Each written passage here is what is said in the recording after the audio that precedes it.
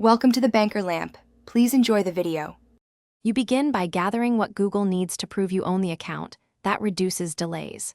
First, check your recovery email or phone for access, because Google sends codes there. Make sure you sit at a familiar device you used with this account before. It increases verification success. Once you have the address and any remembered passwords ready, open accounts. Google. Calm and choose Forgot Password to trigger the guided recovery flow. This starts the secure, step-by-step reset process. You will now move through verification, prompts that vary by history and devices. This is how Google confirms identity. If you remember an old password, enter it.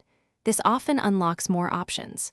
If not, select alternate methods like a code sent to recovery contact or a prompt on a known device. When asked for account details such as account creation month or used services, answer as accurately as possible. Small details substantially improve the chance of successful verification.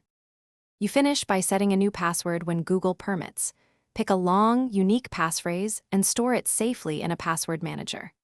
Once reset, immediately update recovery email and phone and enable two-step verification to prevent repeats. If you cannot verify right now, don't panic.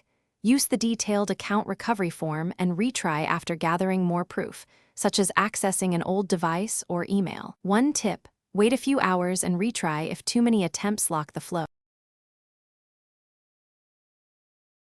Thanks for watching. If this was helpful, leave a like and consider subscribing. See you next time.